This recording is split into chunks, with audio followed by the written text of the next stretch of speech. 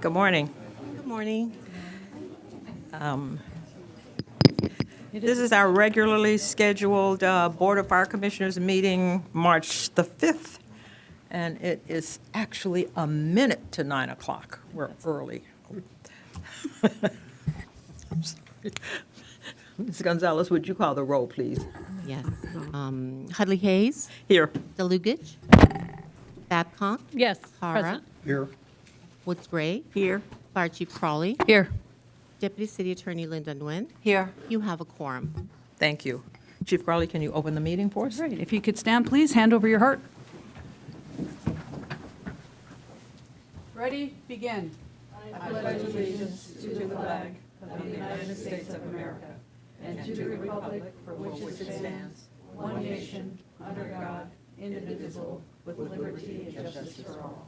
Please remain standing and join me in a moment of silence in honor of our past and present members of the Los Angeles City Fire Department who devote their lives to the community and to protecting our community each and every day.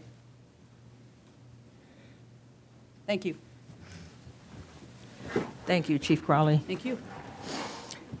Okay, we're on agenda item number 1, which is commission comments. Commissioners, does anybody have a comment? Okay. Oh. Commissioner Hara?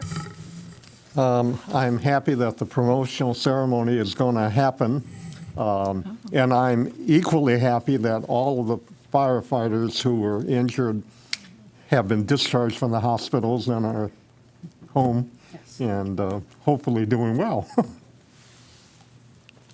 Anybody else? Commissioner Woods Gray? Good morning, everyone. Good morning. I just want to remind everyone that today is Election Day. I'm sure no one has forgotten it in California. But I want to remind you, and I want to remind the firefighters that they can vote any place, anywhere. You don't have to go to your home area to vote like we did many years ago. So any voting center is a good place to vote. So, and voting is very important. The local ballots are extremely important because this is what controls the fire department's budget, these city council members that we have to elect. Many people are saying, I won't vote until November. No, we need to vote now because we need to elect the right people to represent us and to make sure they take care of the things that we care about. Thank you. Thank you. We are now going to move to... Oh, can I just, Oh, more quick? oh. Sorry. It's okay, you didn't see me. I am so It's sorry. all good. I wasn't here the last meeting when to say the comments, but just with these heavy rains that we've had, I really appreciate LAFD living in Hillside Village near Ascot and all the hillsides, but I know it's even more inclement in other areas of Los Angeles. So it just goes to show the power of this department and the diversity of the terrain that happens here in Los Angeles. I think people often forget how diverse that really is and the role that the fire department plays when we have this inclement weather. So thank you, Chief Crowley, for your leadership during this time. Thank you. Okay, now we're going to move on to the report of the fire chief.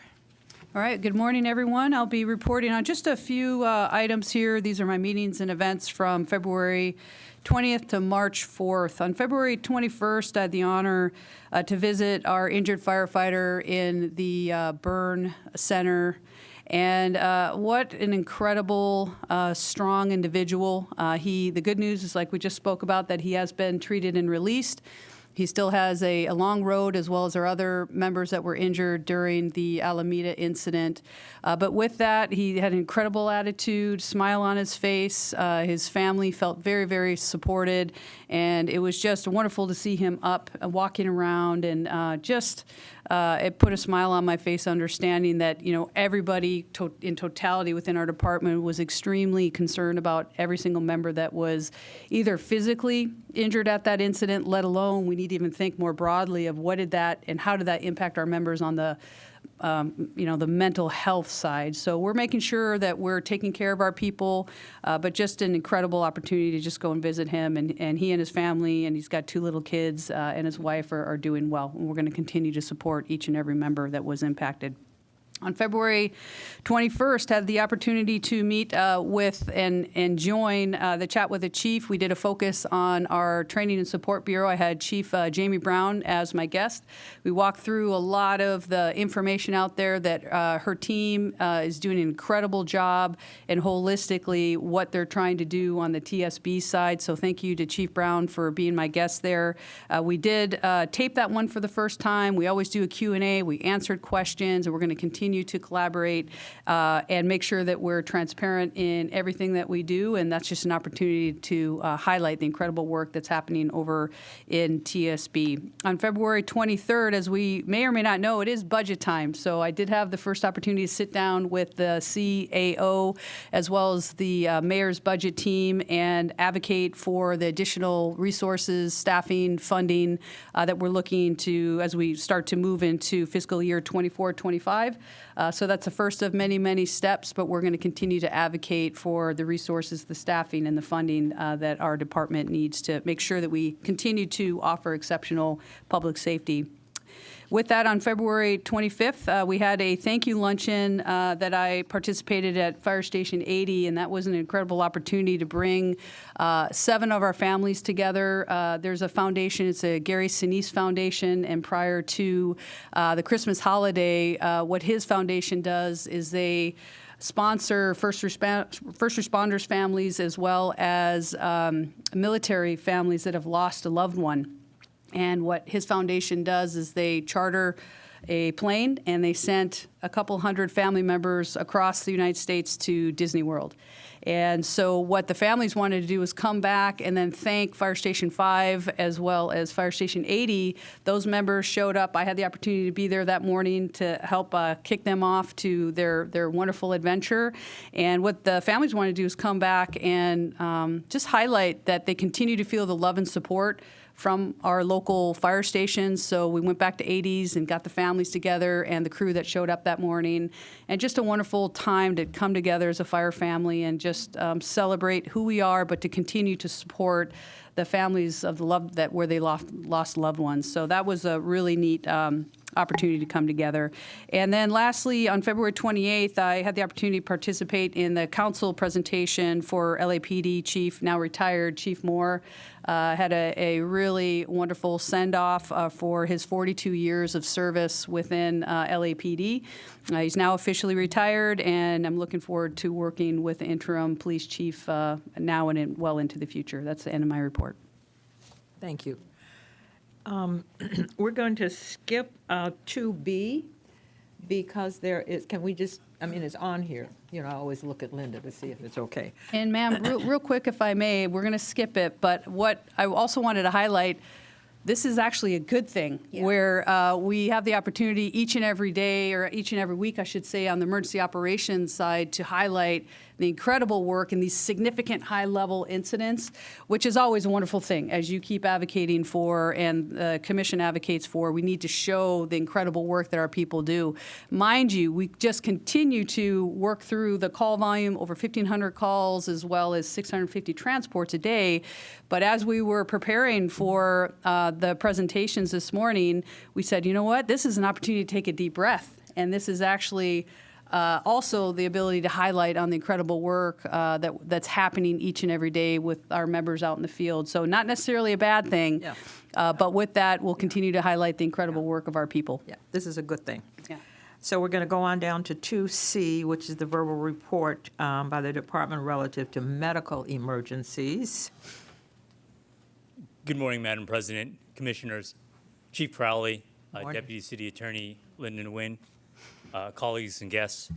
My name is Peter Xiao. I am the Acting Deputy Chief for the EMS Bureau, and I'd like to highlight an incident that occurred on Wednesday, February 28th at approximately 12:46 p.m. So on that day, Light Force 89 and Rescue 77 responded to a printing business for an approximately 40-year-old male that was found to be in cardiac arrest. During the course of the work that morning, a large metal rack in that printing business became dislodged from its moorings, and it fell on top of the worker. As the rack fell, it struck the employee, and it struck him with such force in the chest that it actually compressed his thoracic cavity, so much so that it physically stopped his heart from beating. Now, As extreme as that situation sounds, the positive aspect of that type of injury is that if those conditions are often very successfully reversed if it's addressed quickly. So Light Force 89 quickly responded and was able to provide immediate CPR, thus maintaining that person's cardiac perfusion and their neuroperfusion. Rescue 77, in conjunction, also administered life-saving shocks and advanced medical treatment. In doing so, they were able to return that patient's heartbeat and their circulation on scene. The patient was subsequently transferred over to St. Joseph's Hospital ER, where he continues to recover.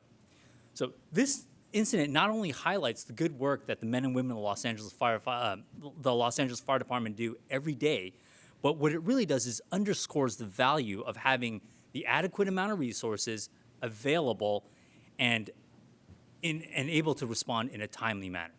So, thank you. Commissioners, thank you. Any comments? No.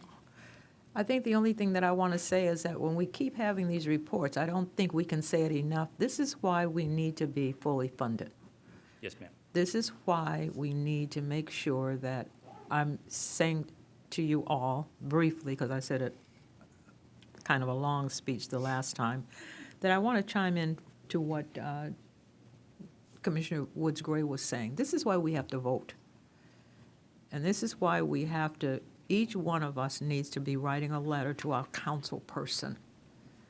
Because we do this in commission so that people can understand what it is that the fire department does that they don't know. But we also do this in commission to highlight the fact that we have to be fully staffed, and we have to make sure that our apparatus that we need, that we get it. We have to make sure that they're understanding that the reason that we cannot keep folk in the shops is because we are getting shopped away, which is also a budget issue. So I just want to reiterate, there are folk running for the city council right now. And if you're a person who can vote, I think that you are not doing yourself you're doing yourself a disservice if you don't just write a note. You can email. I mean, you don't even have to handwrite them anymore. So that we're all on the same page as we are brokering for full. I'm not going to tell you that I believe that I'm so naive to believe that we're going to get our budget fully funded. But I guarantee you that if we have enough council people that understand that we want it to be as fully funded as possible, I think that makes a difference. Thank you. Thank you, ma'am. Okay. We're now down to item 3, but we have no presentations today, which brings us to item 4, which is our public comment period. Ms. Gomez, I have only one. Yes, ma'am. Nobody else. Okay. Robert Hawkins, who is here representing the Stentorians. And he's speaking to, he's making general comments on the agenda.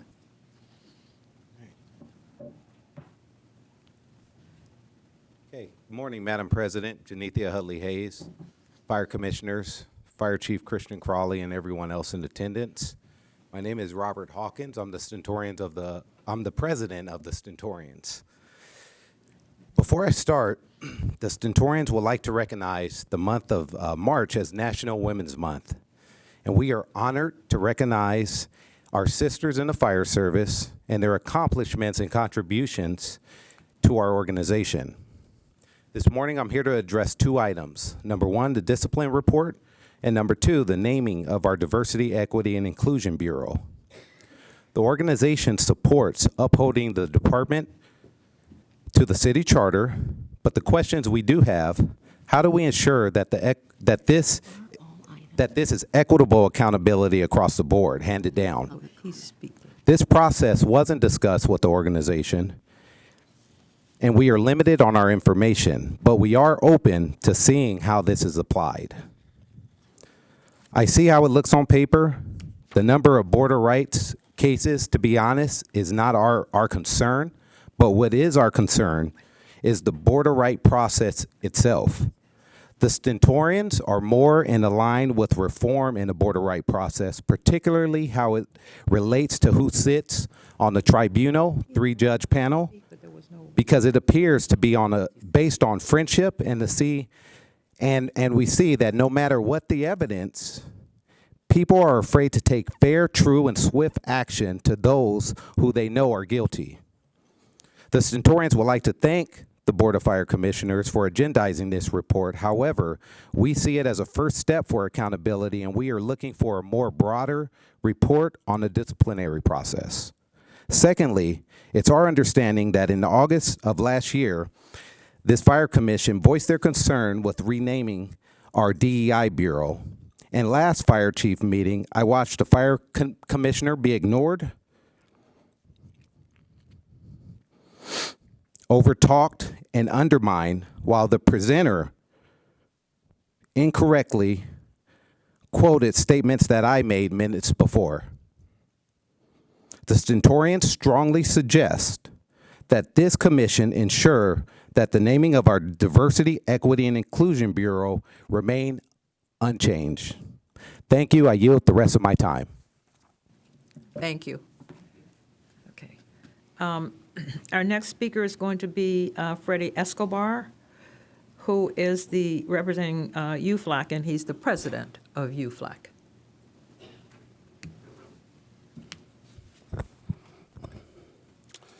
All right.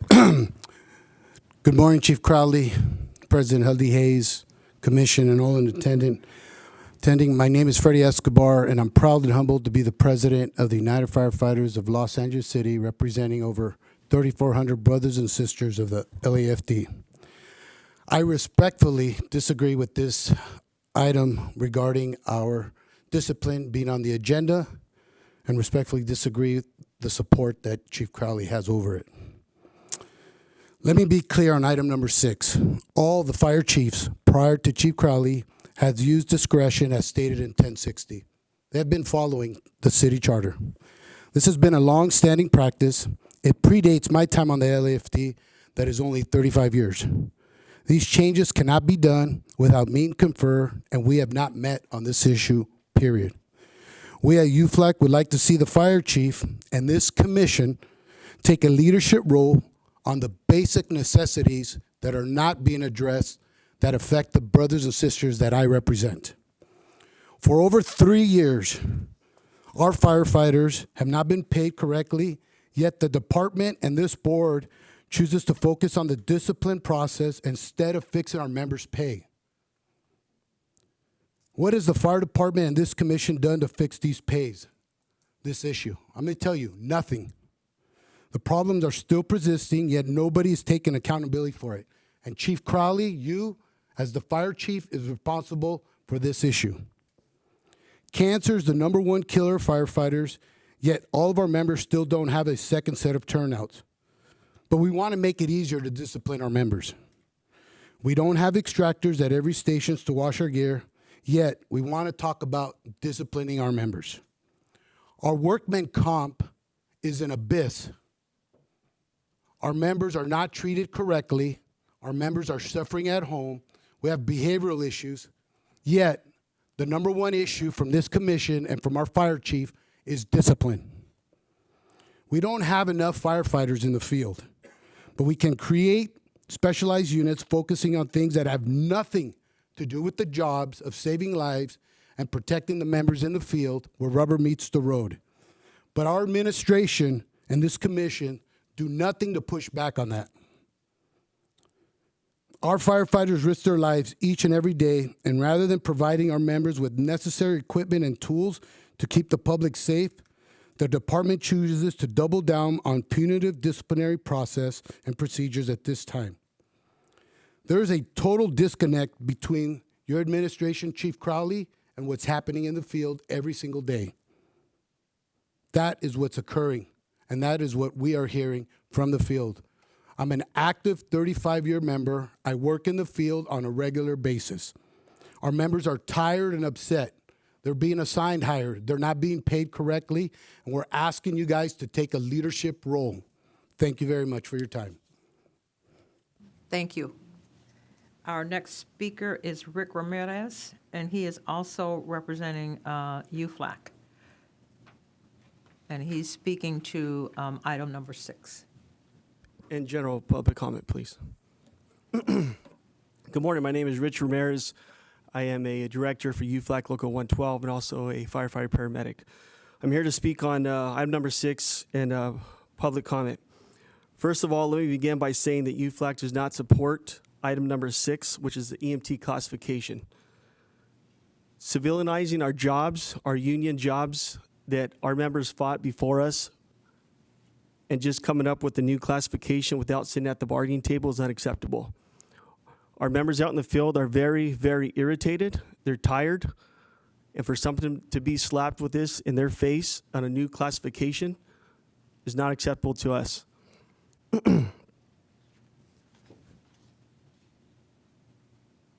Like I said, UFLAC needs to have a seat at the table and start coming up with better ideas, and it's incentivizing our members out in the field to correct this paramedic shortage.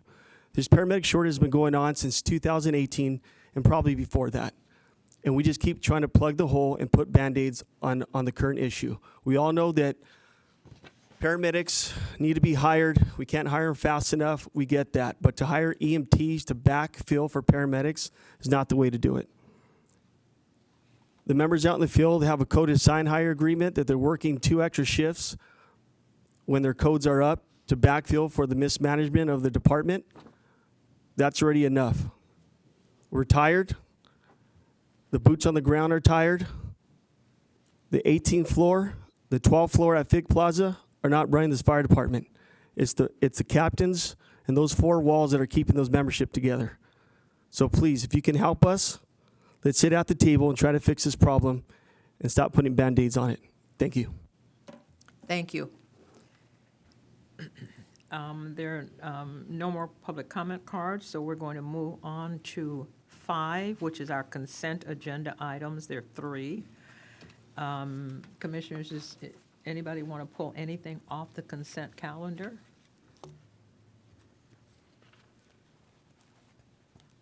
Okay, so we're going to take them as a block, A, B, and C. That's 24-023, 24-024, and 24-026. So can I get? Motion to receive and file items 5A, B, and C. I second. All in favor? Aye. Motion carries. Which brings us now to our regular agenda item, 6A. We're going to have a presentation on the Operations West Bureau 2023 Quarterly Report.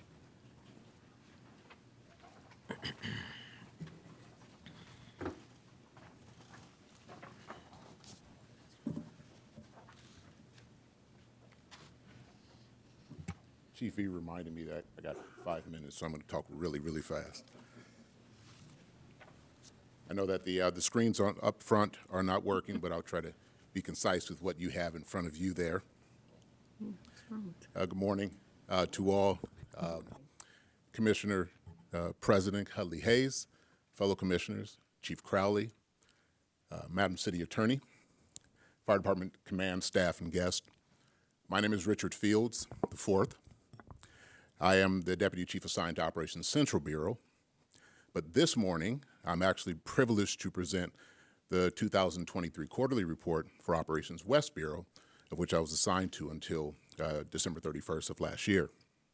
So thank you very much for indulging me and allowing me to do so.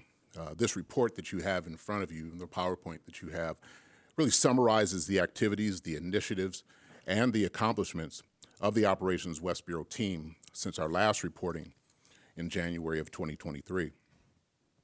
Our team was made up of 2 assistant chiefs, Assistant Chief Dean Zipperman, who is now retired, deservedly so, Assistant Chief Nikki Brodowie, who was our LAX or LAWA liaison chief, Captain 2 is for our training officer, which at the time was Joseph N. Julie, who has recently been promoted to battalion chief, and Captain 1, Kevin Johnson, and followed by that, Captain 1, Corey Jackson. But I do want to highlight 2 really critical members of our team.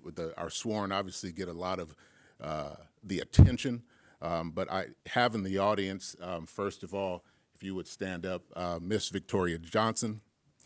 She was our former secretary, and now she's promoted to executive administrative assistant in operations in the emergency operations office.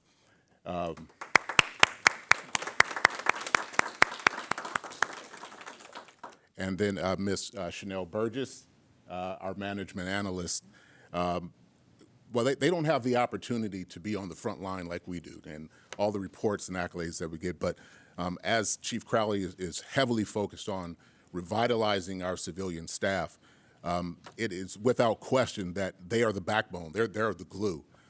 They provide consistent support, consistency in our office, provide leadership, and they are certainly critical to everything that we do. They hold it together and have certainly been an integral part of all the successes that we've had.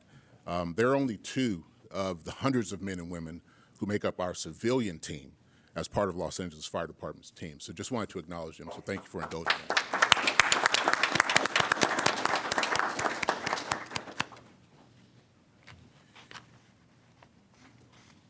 Our vision during the time that I was assigned to Operations West Bureau office was to support the strategic plan by purposeful application of our resources to deliver the service to the public that matched their express needs.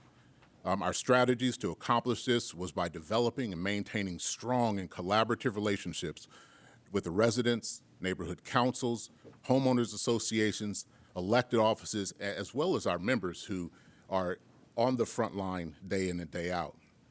As I go through the presentation, I'm going to make reference to the areas of the strategic plan that we focused heavily on. Chief Crowley's plan that she has for the department. Goals 1, which is to deliver exceptional public safety and emergency services. Goal 2, to promote safe and healthy work environments. Goal 4, which is to provide improved collaboration, participative leadership, and responsible performance management, as well as focusing on enhancing community resilience, disaster recovery capabilities, and environmental sustainability. Focusing your attention to slide 4, 5, and 6, Commission. The Operations West Bureau is made up of the 3 westernmost battalions, incorporating such critical infrastructures as Los Angeles International Airport to the furthest south, as well as the Hollywood Hills, including the Griffith Park Observatory, and then the Getty Center to the northwest. The Operations West Bureau also collaborates very closely with council member with 4 council districts.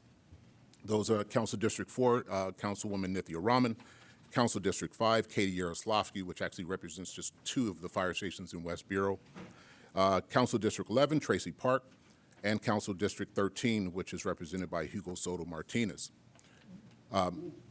They represent 12 communities, if you're looking at slide number 7, that we collaborate regularly with, as well as the 18 neighborhood councils that fall within those. Again, focusing very heavily on our strategic goals. Number 7 is that we realize that part of our mission is to connect with, stay connected, and then tailor our services to the things that they need. Referring your attention to the following slide, slide number 9, given the unique geographic location of West Bureau and the 3 battalions in it, we're surrounded by several small cities. We were presented with unique opportunities to develop strong relationships with those local, county, and federal partners in delivering the exceptional public service that all of our residents expect. We know that a person calls 911, they're not looking for the name on the side of the big red truck, they just want the big red truck to show up. So those collaborations and relationships pre-existing the emergency were critical focus for us. Just wanted to talk a little bit about some of the challenges that we faced or tried to work through during my time at Operations West Bureau. And the next 3 slides will highlight some of those things. Operations West Bureau, just being geographically and intersecting with other cities and agencies required us, obviously, to collaborate regularly with the command staff or at the command level. But it also presented us with some complexities, such as providing protection and services to major economic, cultural infrastructures, as well as the demand of the public that we serve, which requires a significant amount of education, preparation training, resources to realize our vision of closely matching the service that we deliver to the actual needs of the residents.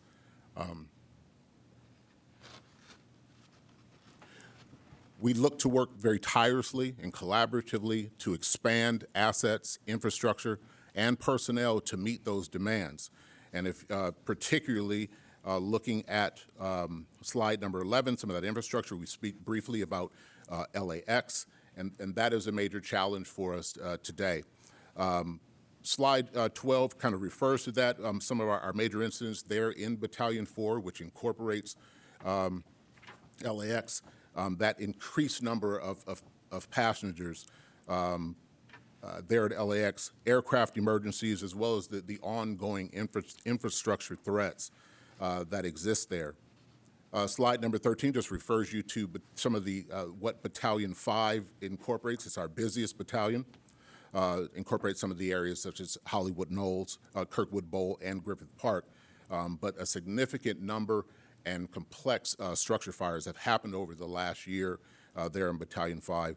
And certainly considering the parade that some of you have been involved in, New Year's, the Gay Pride Parade, some of the entertainment awards that go on in that battalion certainly draw on the expertise of all of our people. I won't spend too much time, but the next couple of slides obviously refer or highlight some of the incident challenges that we've had, and you just looked at those, so I won't belabor you with that, trying to stick to my 5 minute. I believe I'm well over that, so we'll keep moving on. The next few slides kind of highlight our commitment to reaching some of our strategic goals, or the fire chief's strategic goals, realizing those, and doing so in meaningful ways, not only to our members, but to the community that we serve. So goal number one, looking at slide number 16, we really try to work collaboratively with our emergency partners. One of the major things that the community was looking for is our plan in the event of a wildfire, particularly in the Santa Monica Mountains, given their challenges to evacuate that area. We focused heavily on the EMS side, which could incorporate evacuation. And our emphasis on EMS, in the pictures that you see, whether it's Wildfire Unified Command, our active shooter drills, or even multi-agency command, we always tied in an EMS component to that, whether it was an active shooter, a multi-patient event, or a wildfire that could involve some type of medical component. The other thing that we did was focused heavily, and we don't have an illustration to show it, but focused heavily on training. Our members in the field were starving for additional training. So everything that we did, all the trainings that we put together, we finally brought back in-person training, multi-company training through our EMS captain there, and utilizing our entire team, which included our EMS educator through the EMS Bureau. We were able to focus all of the hands-on company-level training on EMS. In fact, some of the feedback that we got from our members there in Battalion 4, who respond to a significant number of incidents at the water, Venice Beach, we were able to work with our partners at LA County to provide all of them beach training so that they knew how to effectively drive, operate, and perform a rescue if someone happens to be a drowning emergency or fall into the water. Kind of focusing again on strategic plan or strategic goal number 4, which allowed us to make sure I'm saying it correctly, provide improve the collaboration and participative leadership. All of the things that we did there in Operations West Bureau during the year were reflective of the input that we received from the members in the field. We were able to enhance service delivery by working with collaboratively with other members of the department and other bureaus to adding this fast response vehicle there out of Fire Station 82. We were able to get across the goal line the upgrading of Engine 82 to an assessment engine. Battalion, or the EMS captain, is now a 24-hour EMS captain working out of Fire Station 82, which centrally locates them to be more effective to providing service to that battalion. And then some ongoing pilots that are going on in looking at how to more effectively use our BLS ambulances in conjunction with the airport and the increased response that we have there. If you look at refer to slide 18 and 19, just briefly want to highlight, again, some of the challenges and accomplishing goal number 1, and that refers to LAX. Previously, Chief Brodowie, who was assigned to as the LAX liaison, as well as the Operations West Bureau office, working tirelessly and collaboratively with leadership there at the airport, because that is an area where, if you look at that slide, the airports that are like LAX, such as Atlanta, Chicago, Dallas, Denver, they are fully staffed, as opposed to us, LAX, which even though by footprint size we're smaller, but the number of passengers and the amount of people that move through that airport every day, weekly, annually, surpasses some of these top 5 airports, and we're vastly understaffed. So if you look at, yes, ma'am. Why is that so? I had highlighted this for myself. Why do we not have that at LAX? There's a combination of reasons. You highlighted a point about being connected with and knowing our council people, knowing who sits on those critical boards, and having those critical conversations. Chief Crowley is starting that with the decision makers. Collaboration. We were able to bring to the LAWA leadership just how missed-sized we were in comparison to like airports. And that was a very telling story.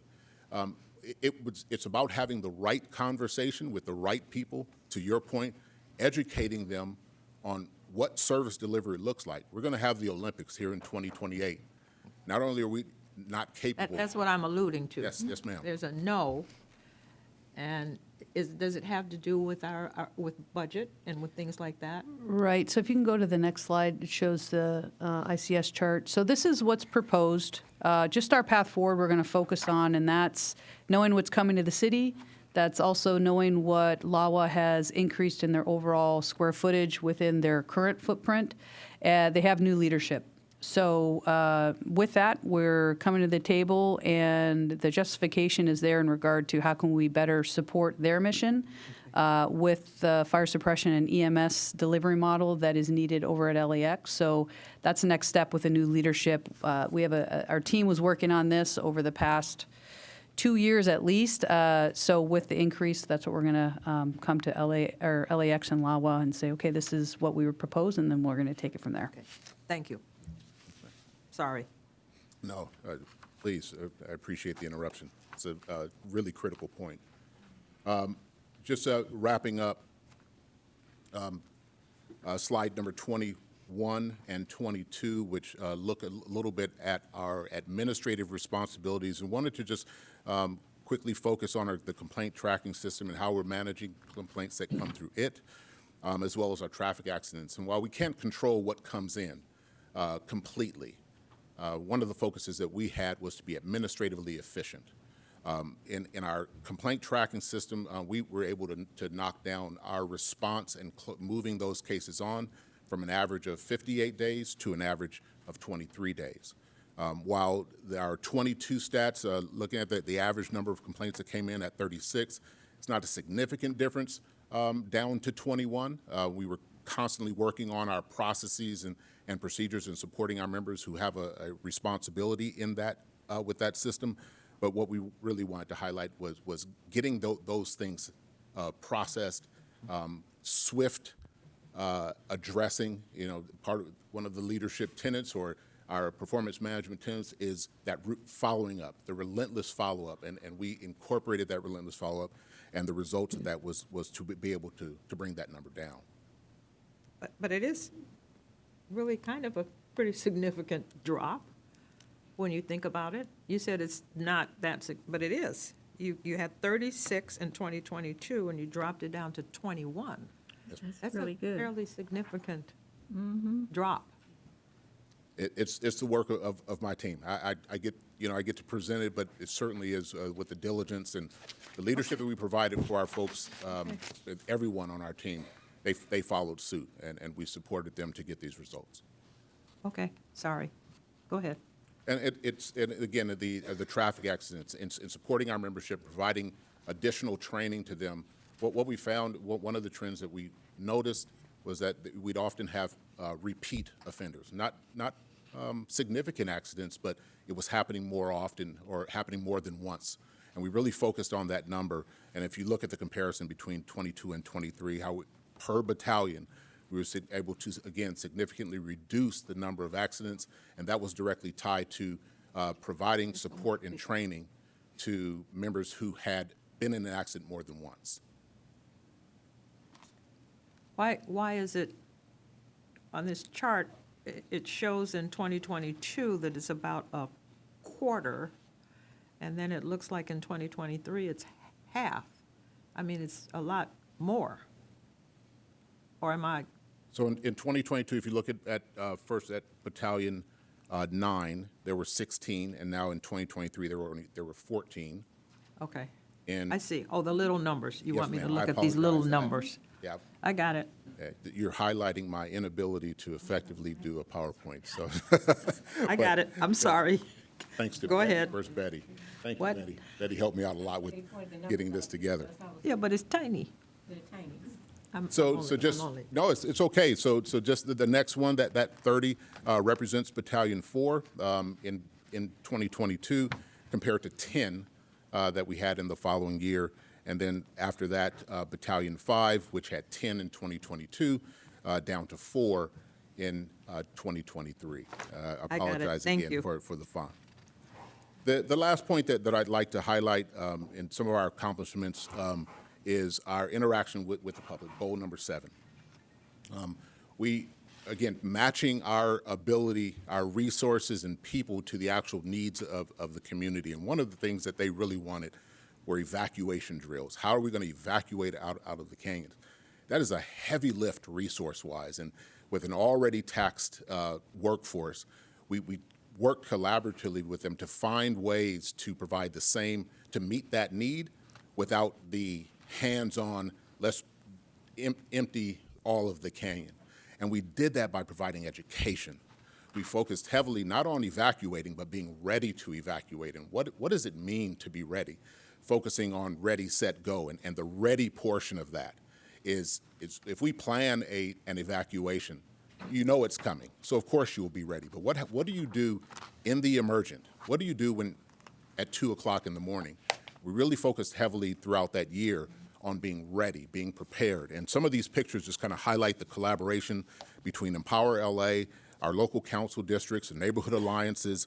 And the last slide, focuses, I'm sorry, slide 25, I give a little shout to MySafe LA because they're a critical partner in that, in helping us with resources, the logistics, and the coordination to put on public safety events. And we were proud to, in 2023, put on 5 of these types of public safety fairs where we brought a number of agencies together from LA County, the sheriffs, lifeguards, as well as LA County Fire Department, to show people the resources that they had to be prepared for an emergency where we're going to be stretched thin resource-wise. We may not be able to evacuate you, but you being ready is the greatest help that you can provide to your LA City Fire Department in the event of an emergency. I could go on and on talking about it, but I know that I'm well over my 5 minutes, so that's the end of my report. I'd be happy to answer any questions that you may have. Thank you. Commissioners, are there questions? Commissioner Jimmy Woods Gray?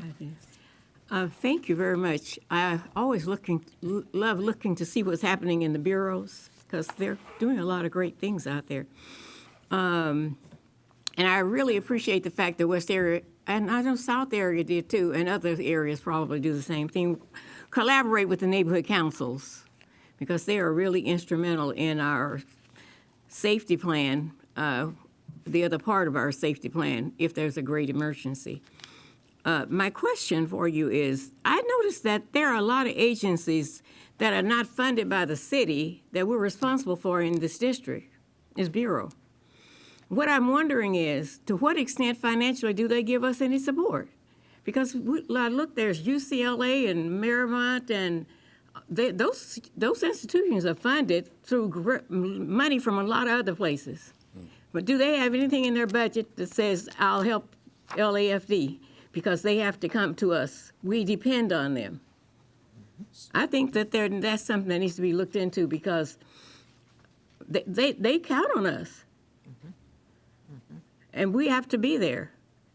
And those institutions have lots of money. And I think a line item in their budget would help greatly. Yeah, they do. I looked and I said, wow, look at all these institutions that are in here. The Getty Center.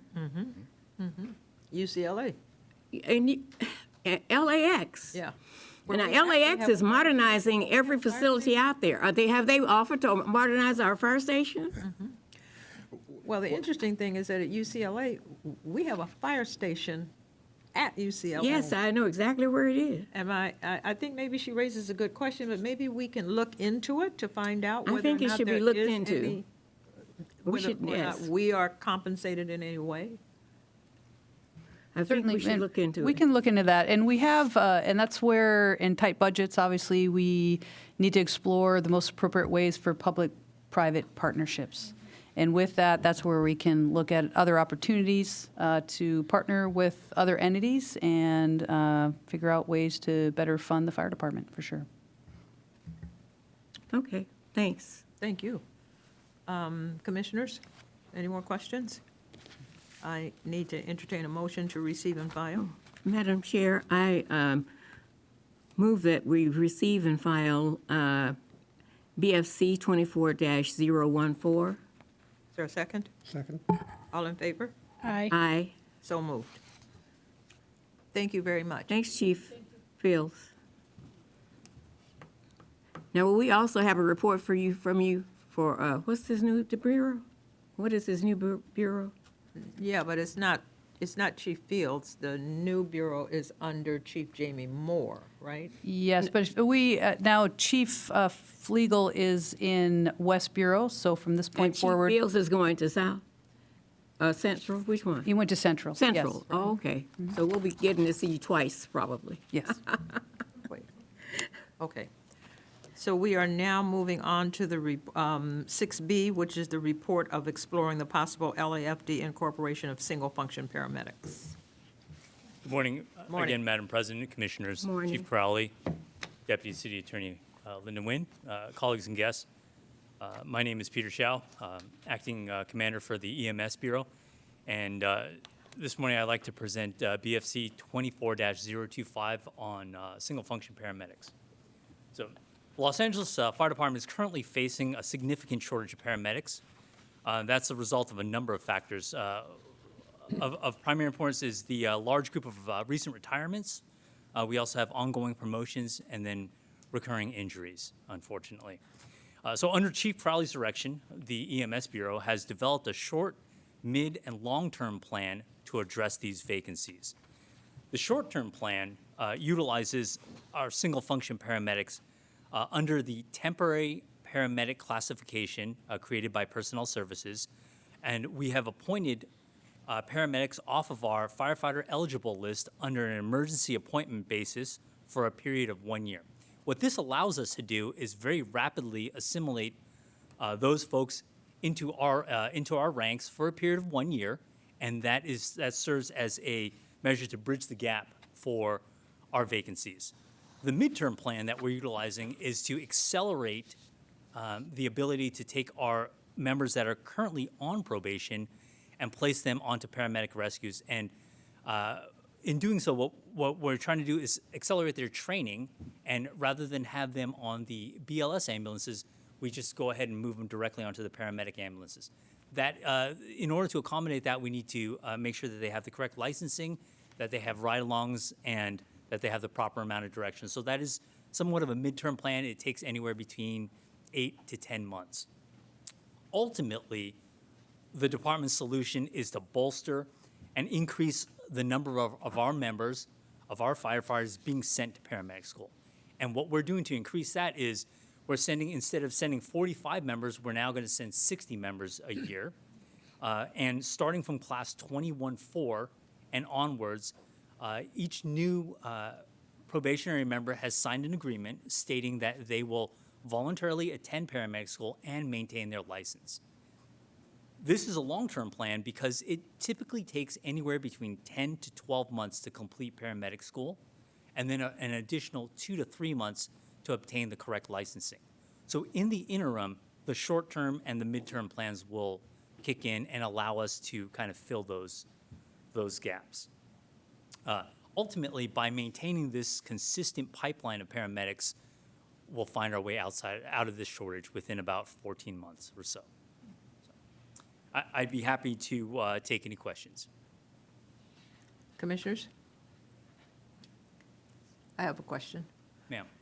In the last paragraph on page 2, it talks about, it says, in a bid to broaden the appeal, a new EMT training classification is being developed. Yes, ma'am. So And then in it says conjunction- for a term of up to 5 years. Can you explain that? I apologize. Yes, ma'am. So in conjunction with Personnel Services, we've created, we're in the process of creating a new temporary training classification called simply called EMT, and that's going to be broken into 2 classifications, 1 and 2. That will be for a term of no more than 5 years. With Personnel Services, it's intended to be a training classification, so it allows us to retain those paramedic employees for a little bit longer of a period of time than we currently are. That allows them to get through the background and hiring process and ultimately become successful as firefighters and then work with us as firefighter paramedics. So the classification, this 5-year period for this this new EMT classification means that they will eventually have to become dual function within LAFD? That is correct, ma'am. So eventually, they would have to go into the drill tower and they would have to qualify as firefighters. Yes, ma'am. But they have, if all of this gets approved as you're working on it, we'd have 5 years for them Correct, to ma'am. do that, which then increases the pool, is what I'm understanding from here. Yes, ma'am. Okay. Up to 5 years. Okay. Then what does it mean the department is exploring the possibility of prioritizing paramedics in the firefighter selection process? What does that mean? So, of the members or of the applicants for firefighter, we have a number of paramedics. With our current selection process, it's more of a randomized process, and it doesn't select for those paramedics. So we're exploring the idea of being able to work and specifically select those paramedic candidates and then be able to prioritize them. So, and I'll just reword it. So with that, we are exploring, and that's the key word, is exploring a variety of different ways to onboard paramedics faster. So that particular case would be, we've got, how many are in the pipeline in our current hiring process when we explored how many medics are in our current process? Whatever that may be. Let's say it's 150 paramedics right now that are currently in our hiring process. I'm just making that number up arbitrarily. Okay. What we want to explore is we would have and we do already have the capability to pull paramedics specifically off of our hiring process and then actually fill an entire class worth of fire recruits that are already paramedics. It's something we're exploring. Now, there's a couple things that we need to look at. It would be what and how could that potentially impact our diversity numbers for all the right reasons.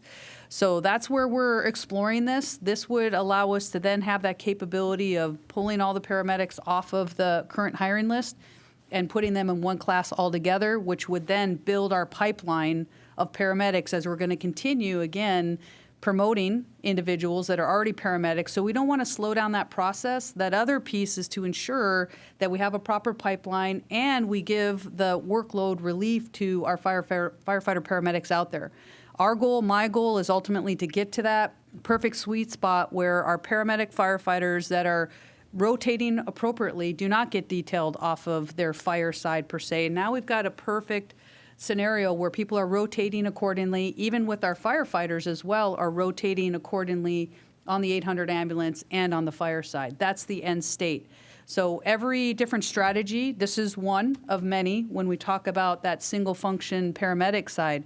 Also, I want to be clear that as we are looking into this new classification, this is absolutely meet and confer.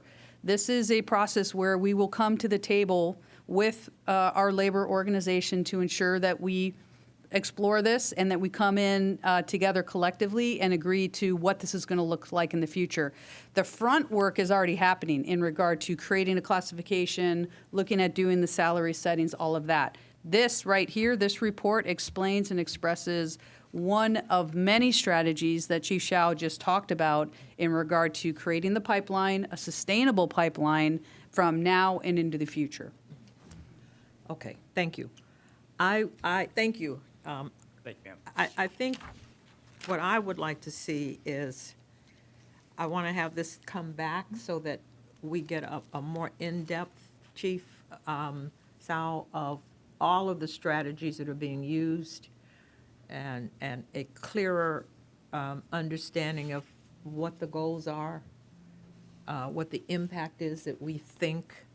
I'm a little bit concerned about saying that we're going to have a whole class of paramedics and what that does to other people who've been training and waiting and wanting to be onboarded. So can you just, thank you very much for this, and this is really good for an initial report. I don't always want to sound like I'm nitpicking, but if we could just have another report that is, tells us the strategies and the goals of each program. I'd like to know what you think the pros and the cons would be for each strategy.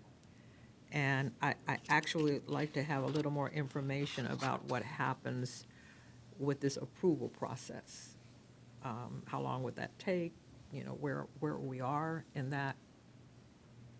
I'm happy to see that you're actually collaborating with labor about this, because it'll be a shift. So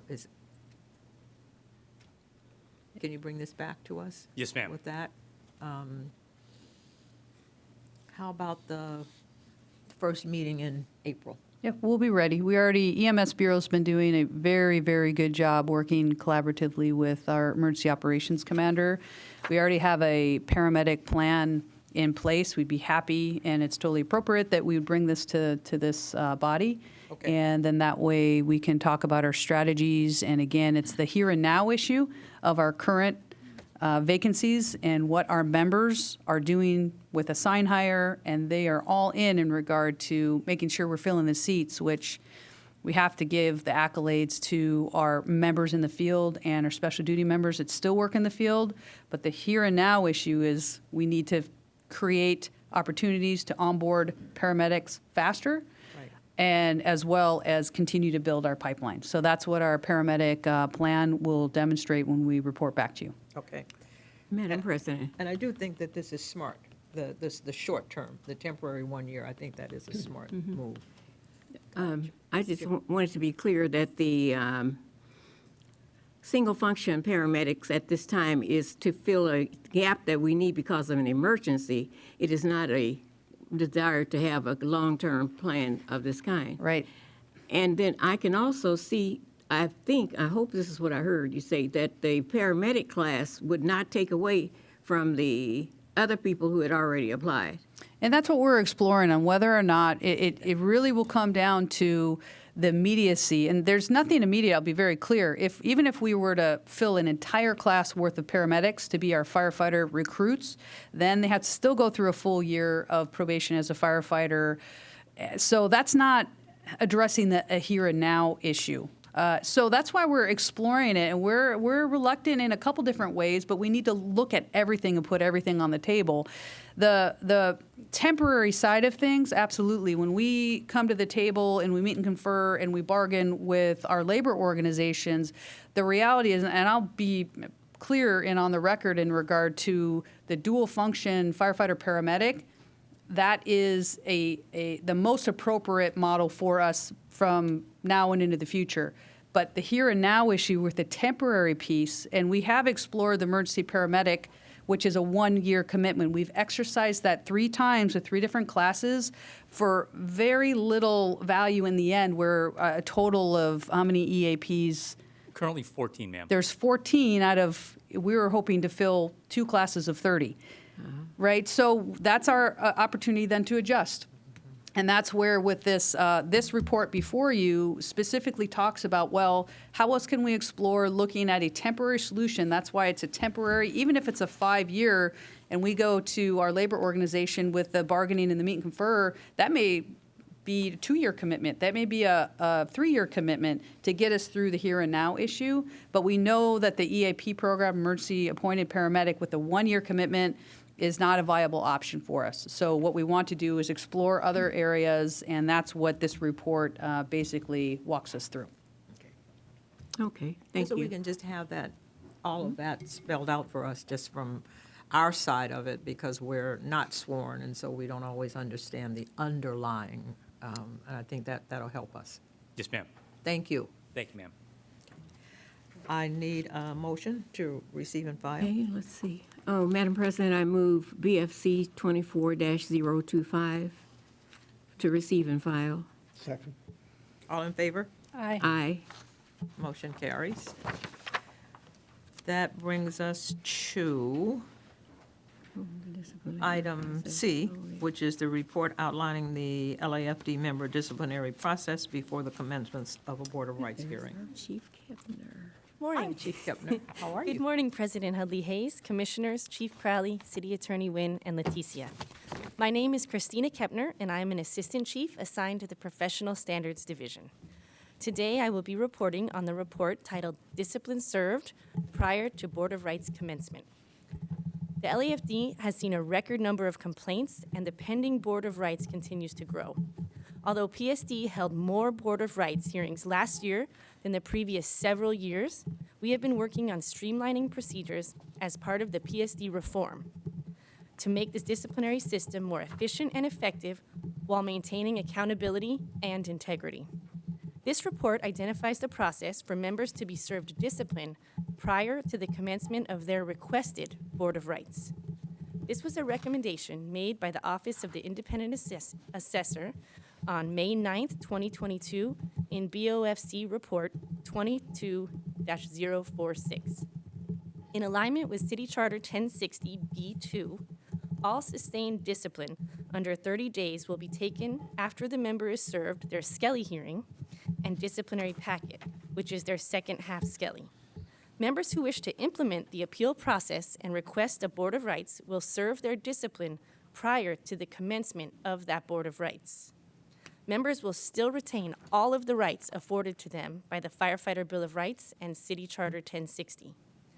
This process will actually allow for members to obtain more timely settlement agreements and elevate the Skelly process for the members and their representatives to present new evidence or facts and receive appropriate discipline as deemed by a Skelly officer. The proposed process aligns with City Charter 1060 and aims to address inefficiencies and backlogs in the disciplinary procedures. By serving discipline prior to a Board of Rights commencement, the fire department can enhance efficiency, reduce caseloads, and maintain accountability. Thank you. Commissioners, are there questions? Commissioner Woods Gray, Commissioner Babcock first, go. Yeah, so I just, everything looks clear and efficient, and I know we have some opposition from labor, and understand that, it sounds like it's more of a prioritizing this particular piece, but I don't really see it as a priority. I see it as this is coming up to us today to review. I know we have this issue regarding pay and overall, firefighters being overworked, which I just want to go on the record is a priority here. And I don't want this one thing to seem more important than another. But I know that from a disciplinary reform piece that this sounds like something that, has been on this board's mind even before I was here a couple years ago. But just want to understand, I think, from an overall point of view of, unintended consequences that, could come from this or not come from this. And maybe just an overall view for us of how we came to this document today would be helpful just to understand from a global perspective from the department. Sure. I know from our end, back in 2022, when Sue Stengel was here as the independent assessor and Tyler Eisen as well, this was one of their recommendations to kind of reduce the long pending Board of Rights, which was over 80 at the time. We've gotten it down to just over 40 now, and we met with the fire chief, and most of those are going to be settlement agreements at this point that we're working with UFLAC representatives on. But it was one of the recommendations that they made in 2022, so it's been in discussion since that time. Okay. And then when we looked at reforming Professional Standards Division with a Board of Rights unit and settlement unit, this came back up, and we were identifying the best way that it could be rolled out. And then upon your request, as well as, upon the Fire Commission's request, we were been working on this for a couple of months and are prepared to bring it to the table now. Great. Thank you. Commissioner Woods Gray? Yes, good morning, Chief. Good morning. I'm glad to see that you have worked your way around to a motion that we passed on the board some time back. And I think that this, as I did when we voted on it some time ago, is a good idea to follow the charter, the city charter. I believe that the city charter has safeguards in it that really are there for a reason. And sometimes we switch them around and we end up with other consequences. But I believe that this goes to the point, especially for the timeliness of the discipline procedures, because sometimes I remember hearing of Board of Rights or issues that were going on for years. And by the time you got to that, I don't even know if the person who committed the infraction knew what they had done or if the witnesses remembered what they saw, because it was just taking too long. And I think anything that would help to make the movement more timely is important. And I especially feel that following the charter, and since the charter applies to us in this particular issue, and it does seem to work in our favor as far as the department and getting things done in a timely manner. It doesn't change anything that we do. It just changes the order of something that we do at first, which was written in the charter, as was pointed out by our independent assessor, which was good. I would just like to, once if this passes and we do this, that we have a report back so that we understand and see if it's working the way we had thought it would work, because that's important to see if it's working that way. But I would certainly support this because I think that it has a place within our department. Yeah. Thank you. I think that Commissioner Babcock and Commissioner Woods Gray have outlined how the commission feels about this. First of all, as a oversight body, governance body, we really have to make sure that the department is following the city charter. So for those that are listening or for those in the audience that don't know it, you have to go back and you have to look at it, and it's section 1060. And it outlines all of this, and we need to be in compliance with the charter, number one.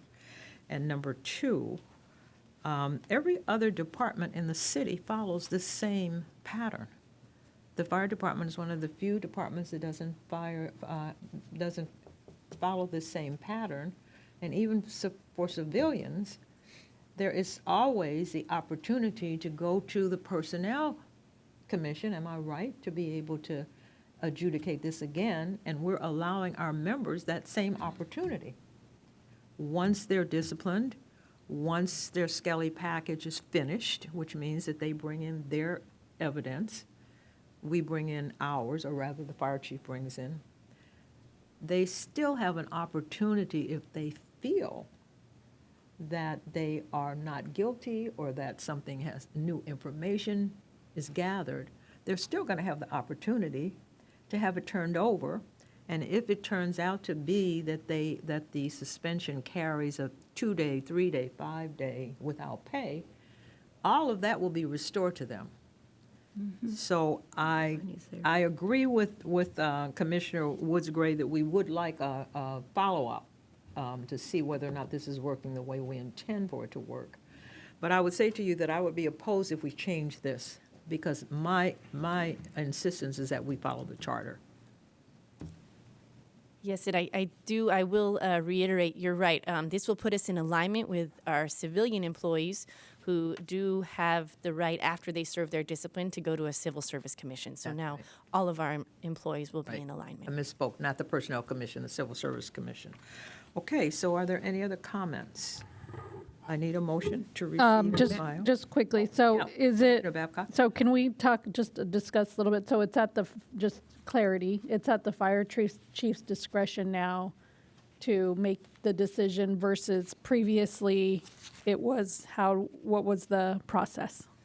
So it's, the charter states it's always been at the fire chief's discretion. Got it. However, the way it was implemented back in 2008, when PSD was initiated, was that members would request their Board of Rights and then wait to serve their discipline until after it was determined by that Board of Rights. I see. So this is just, like Commissioner Woods Gray said, changing the order, allowing the fire chief or the department to give the discipline first in alignment with our civilian employees. And then they still have the right to appeal, go to a Board of Rights. They may get less time, they may get more time. It'll be up to the board, and then they could get their back pay if that's what it was deemed. But it would be immediate versus waiting, is that the difference? Correct. Okay, and so when it becomes the discretion of the fire chief at that time, is it, kind of talk to me a little bit more, because this is, I think, such a big issue. It would come back to us at some point. So you would make the decision at that time based on the various factors, and is there precedence? No. that- Well, I think if you're looking at this, if you look at page 3 of the report, what the fire chief is being directed to do at this point, and apparently in 2022, this came before the board in 2016, then it came again before in 2022 and was voted on. The fire chief is not going to have any discretion to change this order, the order that this happens in, because that would put us once again out of compliance. Oh, yeah, no, I'm not talking about the order per se. I'm talking about her discretion to make the decision to discipline at that time, or is that way it would always occur going forward? Right, so, and Chief Kepner, jump in as well. Just walk us through the steps and then what the specific change will be with the discretion of what is in the charter and then what is changed. We talk about the order, but let's dig into that a little bit more so that everybody understands. Yeah, just because I want to make, because it's not that we're not following charter, correct? It's that order is changing. Correct. Go ahead and And clarify. it will be Yeah. a consistent practice Okay. once this is approved. Perfect. Not necessarily a case-by-case basis, that her discretion. This process is consistent now, and it will still be consistent, just in a different order. Different order, got it. Okay. Correct. So Okay. the process is an investigation is completed, an adjudication is done. If the investigation or the allegations are sustained with discipline, then the members are served their Skelly packet, so they get all of the information, evidence, reports that were completed during that investigation. And they have an opportunity for a Skelly hearing where they can come and kind of present their case, submit new evidence, and speak to a Skelly officer about what they've learned, how their behavior's been corrected, that type of thing. And then the Skelly officer determines if they're going to uphold the discipline that was determined by the adjudicator or reduce it. And at that point, there's an opportunity for settlement agreements. However, after the Skelly hearing, the member has 5 days to request a Board of Rights hearing for the appeal process. So what we do now is, after that Skelly hearing, if they feel that they would like to appeal it, they submit their request for a Board of Rights, and then they get put on our list pending a Board of Rights. And they don't serve their discipline until after their board is heard.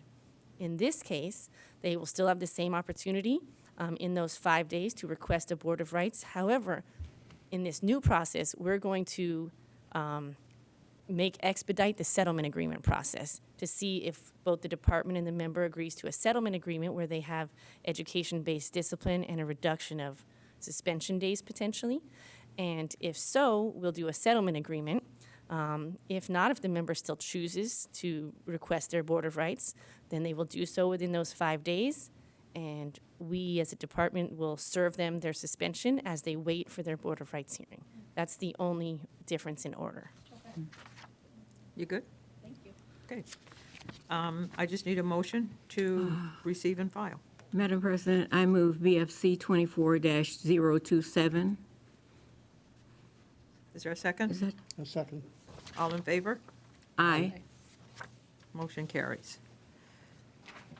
That brings us to 6D, and that's going to be a verbal report by the department on the drill tower validation study.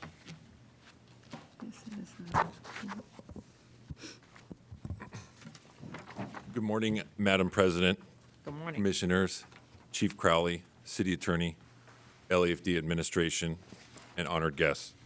My name is Tim Lambert. I am the Battalion Chief in charge of the Recruit Services Section. On September 19th, I appeared before you to speak on the progress of the third-party validation study the board requested in September of 2021. Pending budget approval, this study is to look at the current processes, modalities, and methods to identify any potential for disparate impacts or artificial barriers to any firefighter recruit in the LAFD's Recruit Training Academy. I am here today to give you an additional status update on our progress of obtaining this study.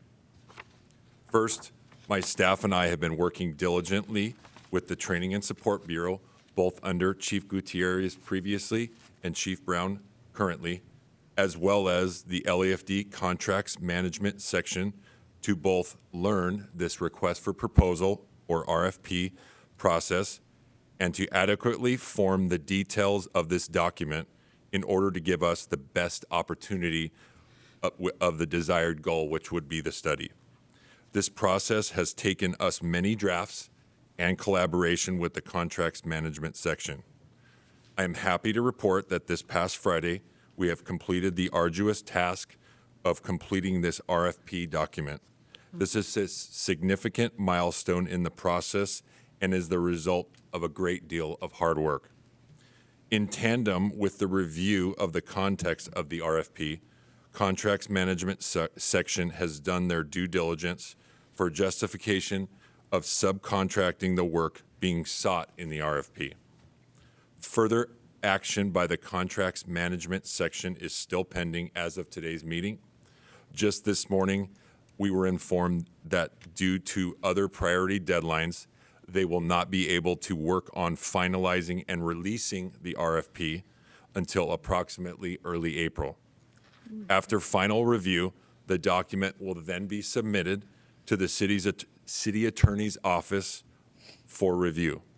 Our understanding is that once the city attorney review is finalized, it will then be posted on the Los Angeles Business Assistant Virtual Network, allowing contractors to view and potentially submit proposals. That is all I have for updates today, and I will take any questions you have at this time. Commissioners?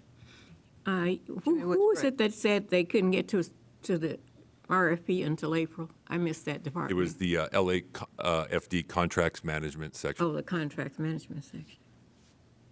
Okay. I'm happy to hear that you're moving along on this. It's something that we've really wanted to have the information for quite a while, and that it's moving along. And I'm happy that your department and all of you working together have learned how to put this RFP together, because I know it was a new experience for you. And so now we'll see what happens as soon as we can push it out of LAFD into the other departments. Yes, ma'am. Thank you. Thank you. And real quick, if I may just add one very important detail is that we have to be very clear that this, once we push forward with the RFP, that this validation study is fully funded. Yes. And it's not fully funded at this point? Not at this point, is my understanding. It's not fully funded at this point? We have a preliminary budget request in. We're just waiting on final approval. Let me ask the question again. Is it or is it not fully funded? No. As of this moment, no. Thank you. So that's a problem as well. What I'd like to see with your next update is a written report so that we have an opportunity, because our packets come to us on Friday, so that we have an opportunity to read and fully understand where you are and what the next steps are. I understand that we are going to have to wait until April because it's got to get out of the contracts section. But I would like to see a document just from a governance perspective about where we are, what the next steps are. Some idea of if in fact in April it comes out of the contract section, it's approved, what's the timeline and what those next steps might be. So I'm not suggesting that we're asking you to come back before April because you're waiting on something at this point. You are waiting on something from the contracts, LAFD contracts. But once you get that, I want a much fuller, in-depth document so that we can understand just exactly where you're going. And we need to also have that dovetail into the training that you spoke about. You spoke about training so that we wouldn't have these uneven consequences when people are in the drill tower. I know that Chief Brown, and I want to recognize that Chief Brown is very serious about training and very serious about the consistency of training. So in the document that comes back, I want to see all of that. I want to see all of that dovetail together. And I want to understand the connections so that we can understand what it is that we're voting on or what it is that we're talking about. Because this is really important when it comes to DEI. Yes, ma'am. So I think the more information we can give you when we're asking for a report back, then the better the report is that we get back for us to be. For me, these reports for me are not just accountability reports, but they're learning opportunities for the commission. We really need to learn how all of this works, how all of this fits together. And so we need to understand what's happening here. We need to understand how the dovetailing happens with Chief Brown and the training section.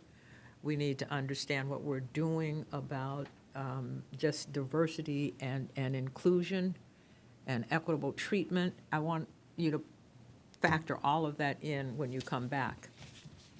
And I agree that we need to wait until after April, like May. Madam President, is there a Just so that you don't have a heart attack, but kind of like May. is there a summary or some of the RFP that they could give to us with this report? Because I would just like to know what You they're don't care about the asking. process, you want to see the I want to RFP know what they're itself. asking for. Yeah. Can that happen? Yes, we can figure out the most appropriate way to ensure that you have that information.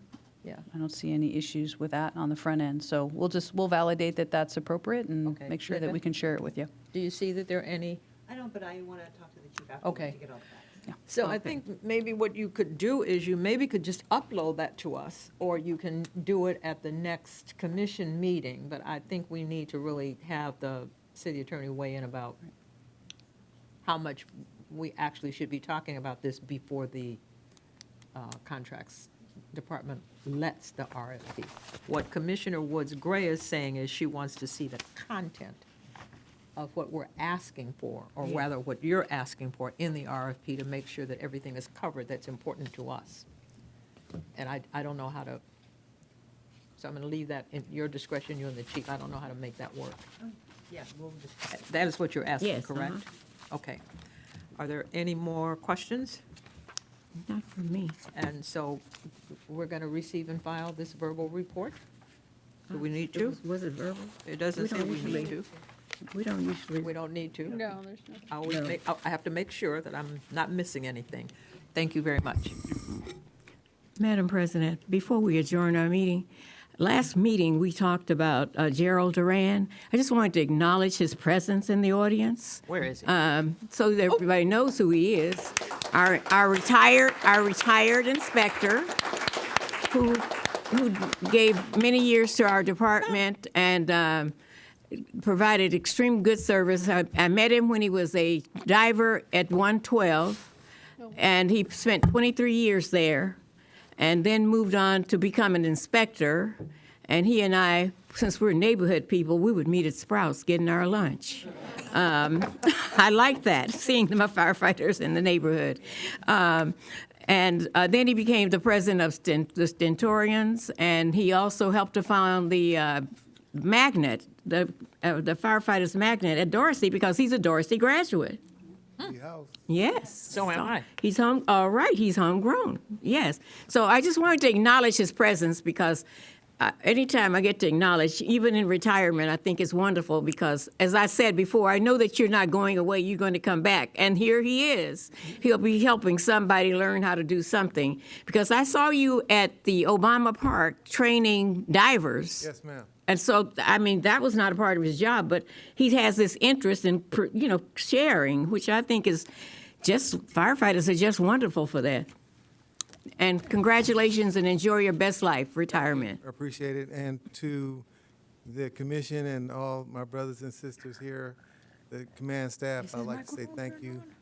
It's been a journey of sacrifice, but it's a movement that we have to take. We need to make sure that the changes are well endowed with us being in a good position for the future. And my commitment to my community is my contract to the community. So I owe them for everything that I have. Well, let us congratulate you again. Thank you.